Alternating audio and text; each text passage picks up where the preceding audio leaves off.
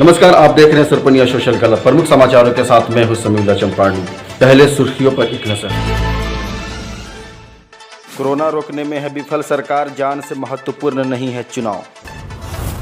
अगर इसी रेट से पॉजिटिव रेट बढ़ता रहा तो सितंबर आते आते हमारे यहाँ करीब 10 लाख लोग कोरोना से पॉजिटिव पाए जाएंगे। और अगर नोटिफिकेशन होगा इलेक्शन के लिए तो वो समझिए कि 9, 10, 11 सितंबर के आसपास इन लोगों को करना होगा।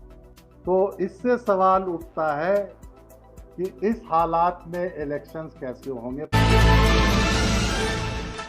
स्वास्थ्य विभाग पर उठाए कई सवाल, जनसंघर्ष दल के राष्ट्रीय अध्यक्ष है गुलरेज होदा की हालत ध्वस्त है, बहुत खराब है, डॉक्टर नहीं मिलते हैं, प्राइमरी हेल्थ सेंटर नहीं काम कर रहे हैं, उनसे जो नीचे सब सेंटर है उसमें भी दिक्कत होती है, ब्लॉक अस्पताल में प्रॉब्लम है। बिहार सरकार कोरोना से निपटने में है अक्षम, बढ़ते फैलाव पर जताई चिंता। करीब 2 साल से नीति आयोग जो केंद्र सरकार में है, जो नीतियों के सलाहकार है केंद्र सरकार की, वो एक आंकड़ा निकालता है, सूचकांक कहते हैं उसको, इंडेक्स, स्वास्थ्य सूचकांक, हेल्थ इंडेक्स। नए राज्यों में बिहार और उत्तर प्रदेश इस सूचकांक, नीति आयोग के सूचकांक से एकदम निचले पायदान पे। और चुनावी बयानबाजी पर लगे रोक, कोरोना संक्रमण से बचने का करे प्रयास। स्वास्थ्य का जो क्षेत्र है उसको तो हम लोग को ठीक करना ही होगा। अभी की लड़ाई है वो कोरोना की लड़ाई है, उसे हम लोग जीतें और मैं यही प्रार्थना करूंगा।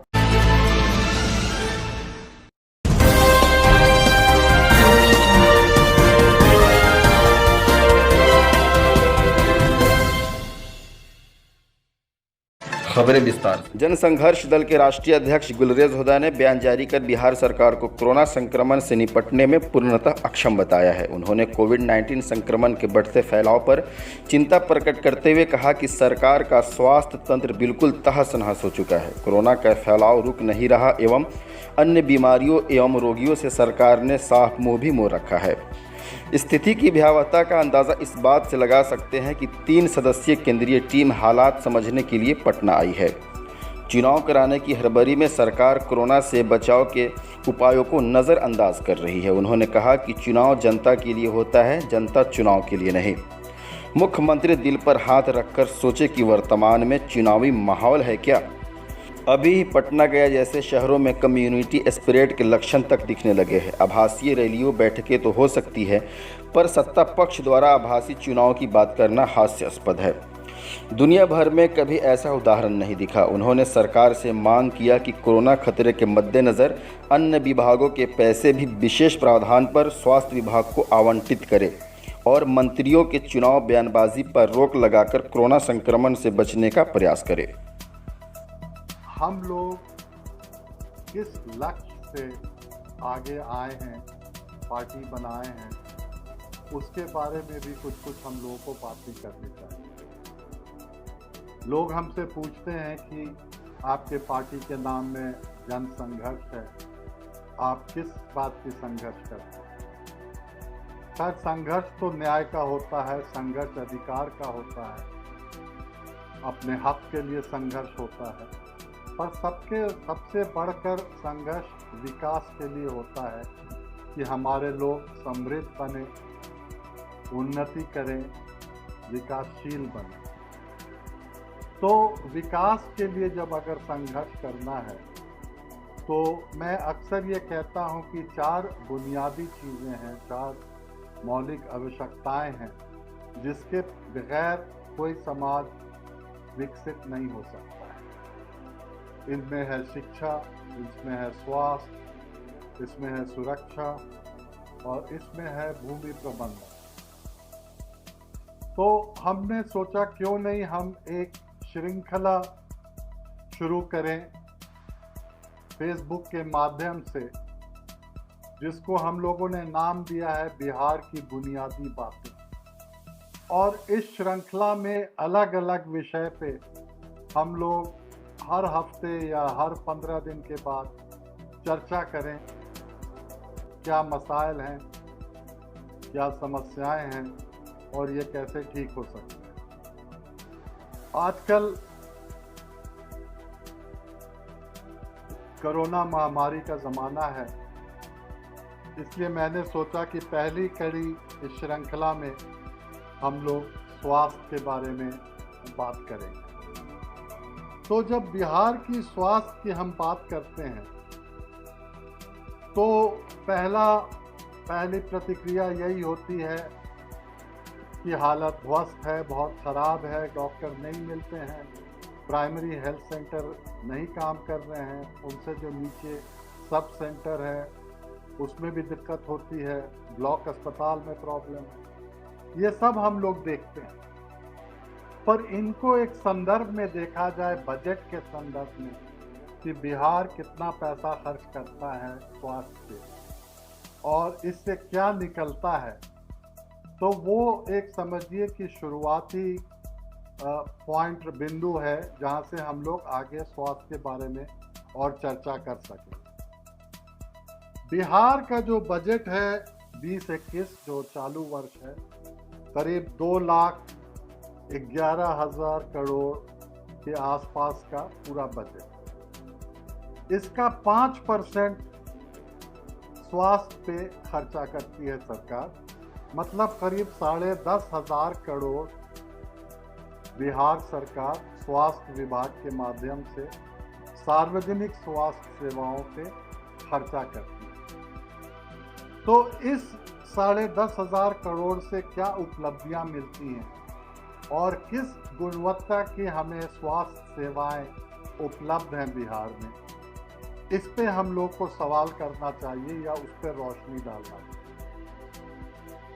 करीब 2 साल से नीति आयोग जो केंद्र सरकार में है, जो नीतियों के सलाहकार है केंद्र सरकार की, वो एक आंकड़ा निकालता है, सूचकांक कहते हैं उसको, इंडेक्स, स्वास्थ्य सूचकांक, हेल्थ इंडेक्स।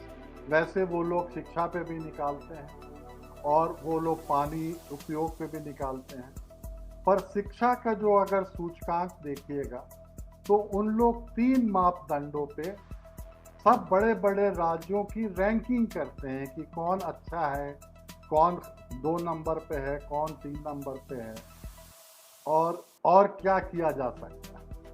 तो पहले ये 3 मापदंड क्या है जिसके आधार पे ये सूचकांक बनता है।